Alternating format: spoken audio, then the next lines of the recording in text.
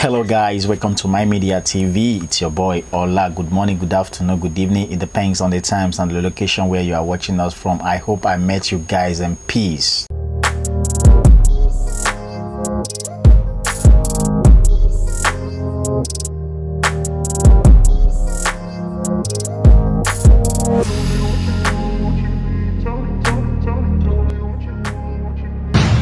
So welcome back guys. There was a video trending that we said we should discuss with each other as we are always doing on this channel here.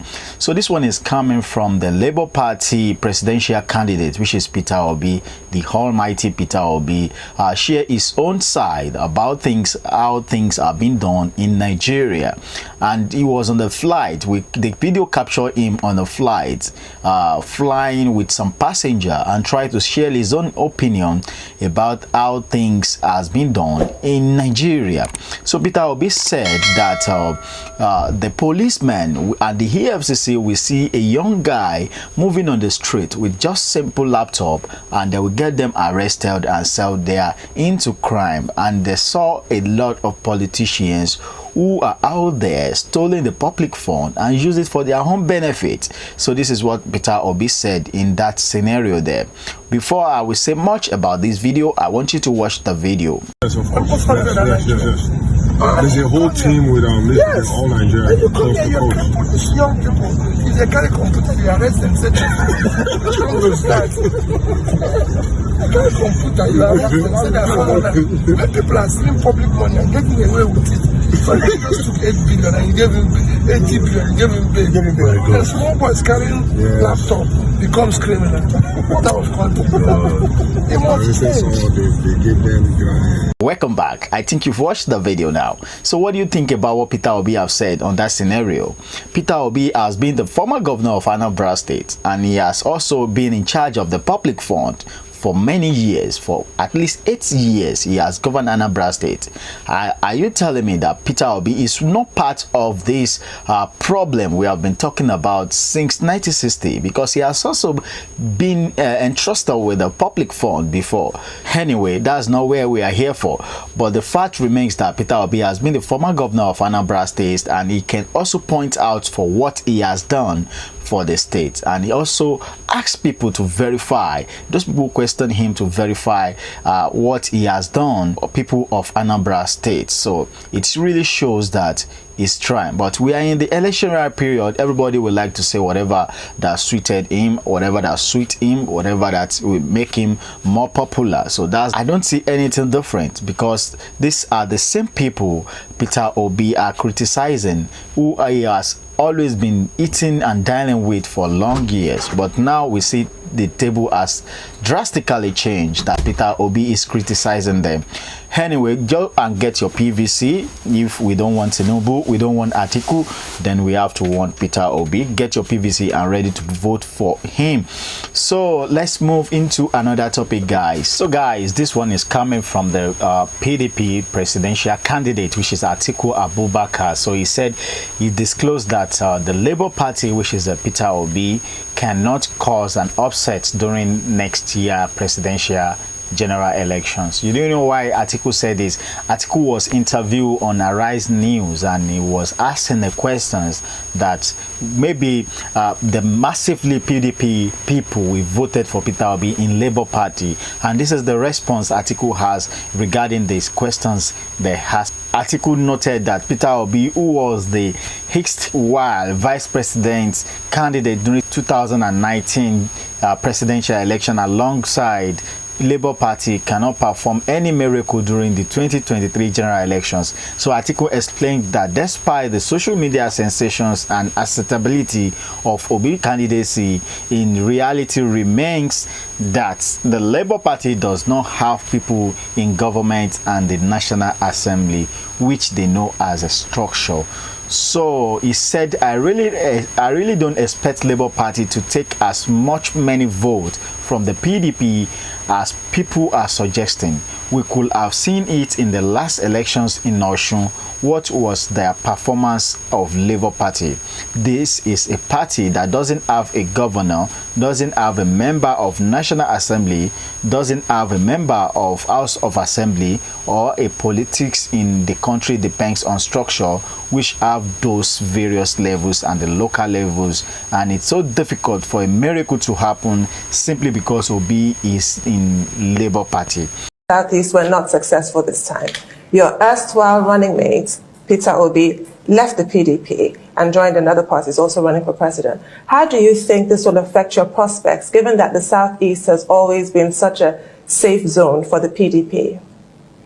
I really don't expect, the Labour Party to, to take as much votes from the PDP as people are suggesting. We could have seen it in the last elections in Osun State. What is the performance of the Labour Party? This is a party that doesn't have a governor, doesn't have members of the National Assembly, doesn't have state assembly members, and politics in this country depends on the structures you have at these various levels, at the local government level, at the state level, and at the national level. So it is very, very difficult to expect a miracle to happen, simply because Peter Obi is in the Labour Party. Well, two quick follow-up questions. The first one is... After all, they were saying through the social media they had more than 1 million votes in Osun State. But how many votes turn out to vote for Labour Party? And then again, mark you, you are talking about social media. In the North, 90% of our people are not tuned to social media. Well, I was going to ask two quick follow-up questions on this issue. So let's see how it's going to happen by February 18, 2023, when the general election will be happening. So that's for that on that case. What do you think, guys? I want you to give your comments in the comment section. What do you think about Atiku Abubakar upset there? So guys, this one is coming from a 24-year-old Nigerian who was arrested for duping a woman over 1.6 million naira in India. You can imagine this. We have been talking about these issues of Nigeria representing other Nigerians, representing the country outside Nigeria. We should know how to condole ourselves. We should know how to behave ourselves when we are outside of the country, because immediately you check out of your country, you become an ambassador of many people out of the country. You see, this is the same situations that is happening to some Nigerians, and many Nigerians, in UAE also, because of the bad egg, they are facing a lot of issues now regarding to their working permit that has now been issued for them. So this is the story coming from India, as a 24-year-old man, Gideon, has been arrested in India for duping a woman for around 3.5 million lakhs of 1.6 million naira matrimony site, introducing himself as a psychotherapist settles in USA. The suspect, who was currently resided in the Neodas, was arrested by the Gadio Chandigarh Police Cyber Cell on Wednesday, July 20, 2022. According to the police, the victim has uploaded her profile and at shady.com. The accused accessed the details about her from the matrimony site, introducing herself as her mate Bendy managed to trap her.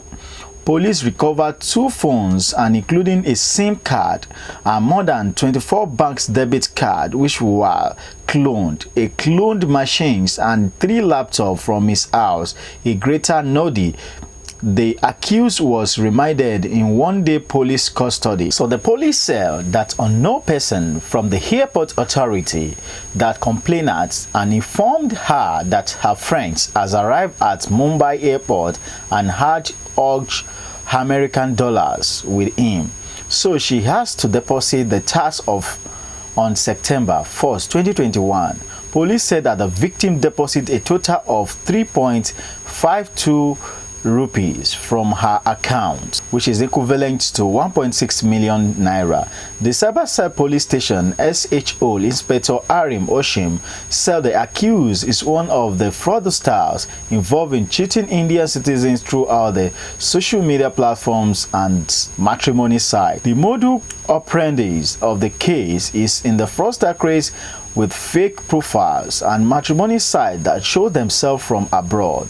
They contact people for marriage and matrimony sites and started chatting through the WhatsApp and try to get people fall in love after they say they are coming to India to marry.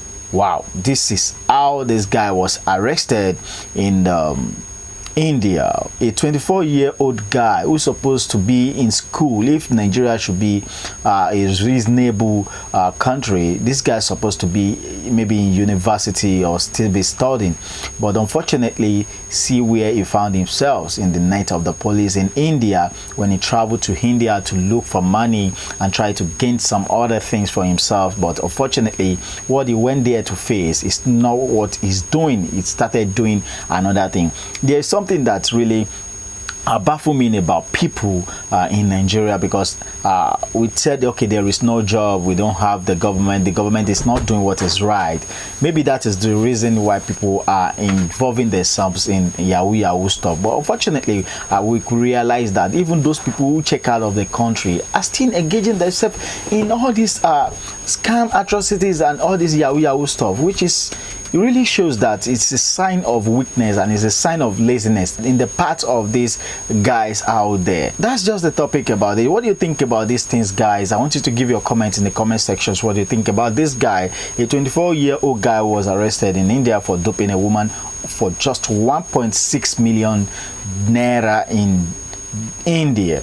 So that's just it. Let's move into another topic, guys. So guys, there was a video that is trending on social media that's really speak about something that happened to a youth couple in Lagos State. The video was showing a policeman harassing a youth couple who wore the clothes of youth cops and was, away from the road and tried to interrogate.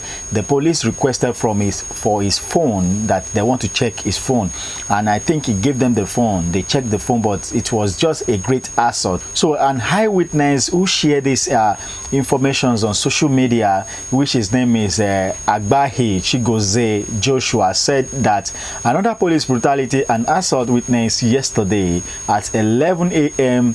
being 19/07/2022 by the Maimedia David Corps member serving in Lagos State.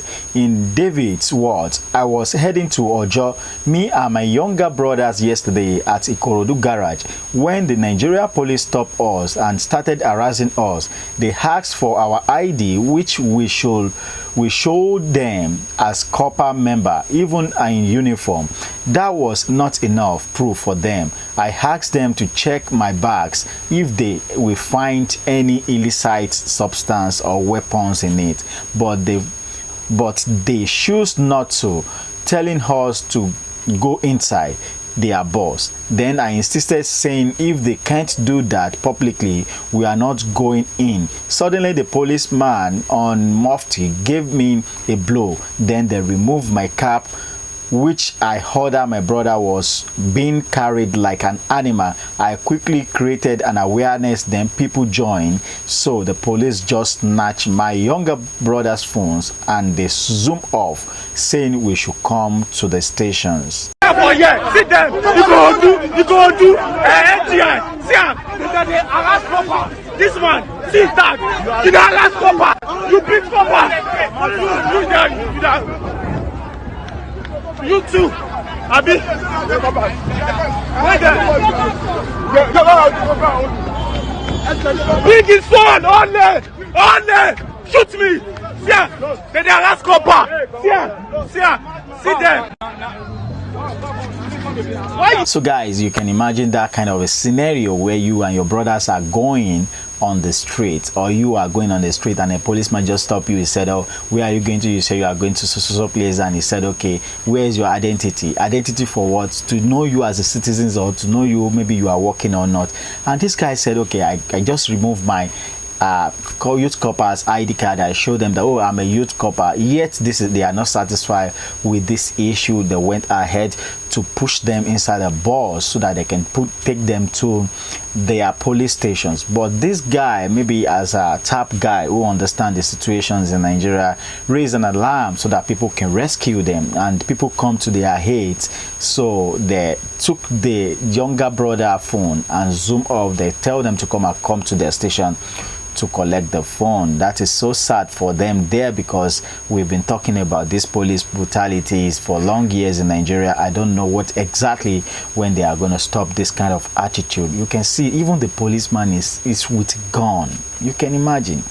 You know, there are some things that really happen in Nigeria that I have never seen in any part of the world, for a policeman to be hanging guns, not even a pistol gun, but AK-47 on him when he's dragging issues. You know, a lot of people, Nigeria are hungry. Even if not the policeman can push the trigger, any other person can push the trigger when they are dragging the guns with the policeman. So it's so sad. It's so sad. It's so sad for seeing this kind of issues happen to our policeman, because the policeman in Nigeria, they are not really trained. I can say it 1,000,000 times, because you don't have if you are a policeman, there are some constitutions and guidelines you have to follow.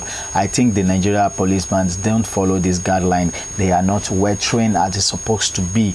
So that's for that on that guy case. I want you to give your comments on comment sections what you think about that, and let's move into another topic, guys. So guys, this one is a sad news for those people who are Okada rider in Nigeria. So this one is coming from the Malami, which is the Attorney General of the Federations. So he said Nigeria is trying to consider banning of motorcycle nationwide because of insecurity. The National Security Council on Thursday announced that it's considering a nationwide ban of motorcycle and mining activities in the country as part of the strategies to curb terrorism activities, checkmate loopholes, and cut off the source of funding. This was the outcomes of the meeting presided over the President Muhammadu Buhari at the State House in Abuja. Addressing the State House corresponding after the meeting, the Attorney General of the Federations and Minister of Justice said the administration considering of the wholesale bans of force of the rank security that shows no sign of subsiding despite a concerted effort of security agency. So the government will look into the possibility with a particular regard restrictions of use of distributions of motorcycles, which is highly most conventional logistics means deployed by terrorists. Mr. Malami said the determination did not come easy for the administration, warning that Nigeria are likely to bear the harsh economic implications of the move, which the Attorney General said the federal authority has been able to find the connection between the motorcycle mining operations and security across the country. They, however, failed to clarify that the measures was being considered nationwide. What this man is trying to say is that they are going to ban Okada riders. So it's so sad for those people who are Okada rider in Nigeria, because they are going to face a lot of hell here. And the fact remains that even if they ban Okada in Nigeria, the fact is there is not good road. The economy is not up to where you can be able to go with your car. If everywhere is tarred now with good roads, good everything, then it's easy for people who have a car to even drive their car. There are even some people in Lagos that their car doesn't reach in front of their house. They have to drop from one place, park their car, and take it back to where they are going to. So say there are some times, I'm not saying that this bike doesn't have its own disadvantages as according to what Malami has said here, but the fact remains that there should be a provisions for the fact that it created employment for people out there to fuel their family, the fact that it's a mix of transportation from one location to another, the fact that it's a mix of transportation from the city to the farm, because there are some farms that people are farming, they only go to the farm with all these motorcycles and all sort of transportation means like that. Maybe we are going to go back to horses, because if there is no bike, there is not every places motor can go to in Nigeria. Believe me, it's not everywhere. There are some places that really needs bike, that really needs Okada. So if they cancel this Okada nationwide, definitely Nigeria are going to face the hardship of huge economy that will come upon them. So that's for that. What do you think, guys? I want you to give your comments in the comment section. What do you think about what Malami have said, that they want to ban Okada in Nigeria? Give your comments in the comment sections. So guys, thank you for taking your time to watch this video. You really did a great job for watching to this level. I really appreciate every single of my followers and my returning subscribers. I appreciate you. Thank you so much for watching our videos. And if today is the first day you are watching this video, please kindly, I beg you in the name of God, subscribe to this YouTube channel and also on the notification bell, so that anytime we upload our video you get notified. And may God bless you and your family as you subscribe. See you in another video. Peace out.